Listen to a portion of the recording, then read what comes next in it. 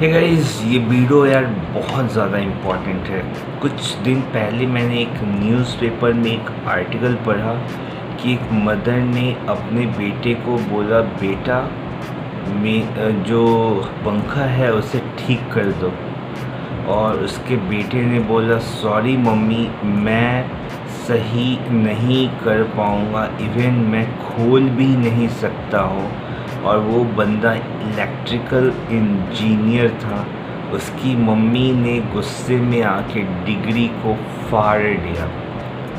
चलो वो फाड़ दिया, वो दूसरी डिग्री भी मिल जाएगी, थोड़े से अमाउंट पे करने होंगे और उसको रिट्राइव करना is not a big deal. What big deal is कि यार बात तो सही है, इंजीनियरिंग कर लिए, लेकिन तुम एक पंखा भी नहीं खोल पा रहे हो।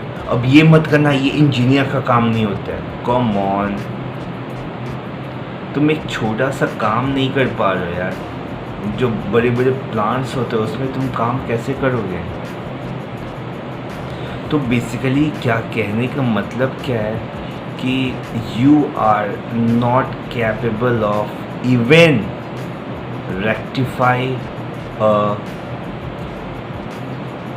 फैन। तो यहाँ पे तुम्हें इम्प्रूव करना ही होगा। और मैंने देखा है बहुत बंदे क्या बोलते हैं कि मेरी तो किस्मत ही ख़राब है, वो बाबा वगैरह के चक्कर लगाते। उनकी जो मम्मीज़ होती है, they are mad for their son, they are crazy for their सन।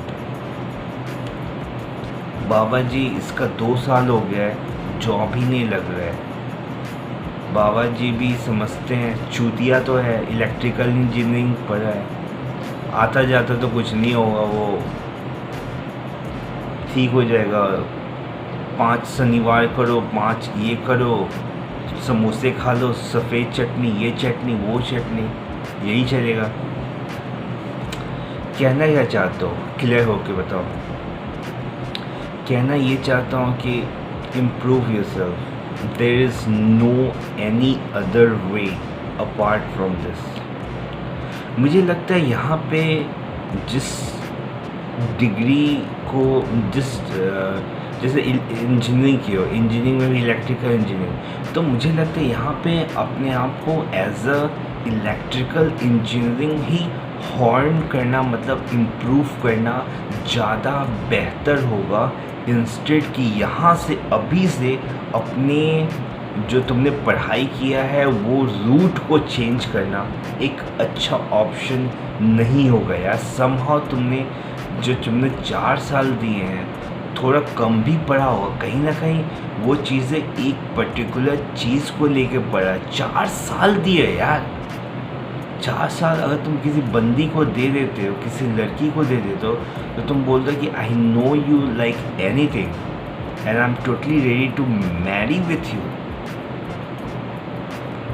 4 साल बहुत होते हैं यार। तो वहाँ पे उस चीज़ पे तुम, उस डिग्री पे तुम इम्प्रूव कर सकते हो।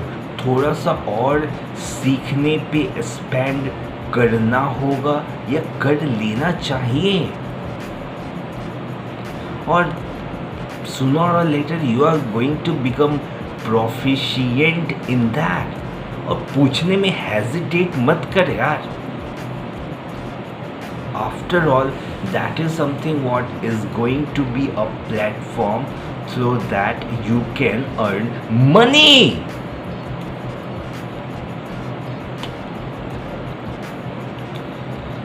There is no any other way। Switch करो यार, एक सोचो ना, स्विच करना of course is an another option for you to do, but एक चीज़ तुमने 4 साल किए, उसको छोड़कर फिर तुम एक अलग चीज़ को, you are going to start from a scratch, एक अच्छा ऑप्शन नहीं है। अगर तुम्हें लगता है कि after doing that thing your life is going to be improved और you can be able to earn money, करो। अगर तुम्हें एक अच्छा रोड मैप है, you have like don't deceive yourself. अगर तुम एक किसी को, अपनी मम्मी को या किसी को बताने के लिए जस्ट बता रहे हो कि यार ठीक है, एक स्कैपिंग वे ढूंढ रहे हो, प्लीज़ डोंट डू दिस। यार अगर तुम जिस दिन अपने आप को भी चीट करने लग गए ना, तुम्हारी लाइफ हेल बनाने से कोई तुम्हें नहीं रोक सकता है।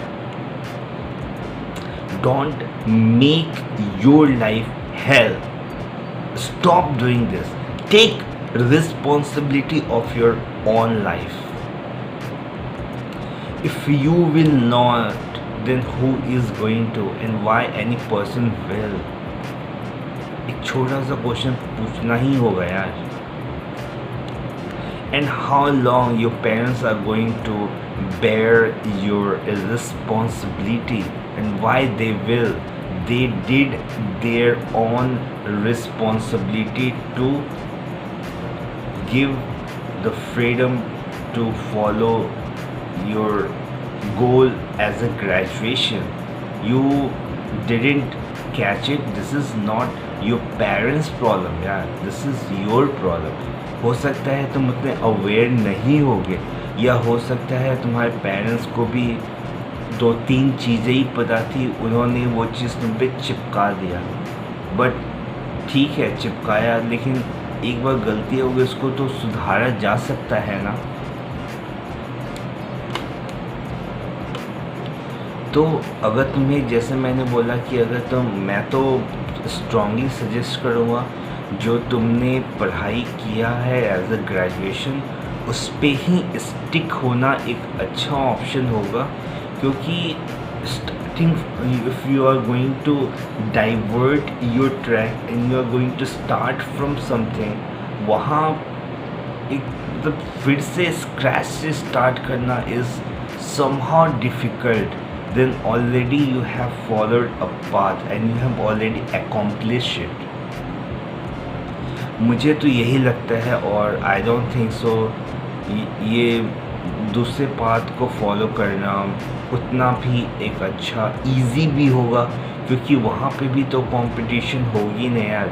ऐसे तो वहाँ पे भी तुम कर लोगे, वहाँ पे भी तुम ब्लेम गेम खेलोगे यार कि यार कंपटीशन ज़्यादा है, यहाँ पे उतना मज़ा नहीं आ रहा है, पैसे नहीं मिल रहे हैं, दिस और दैट।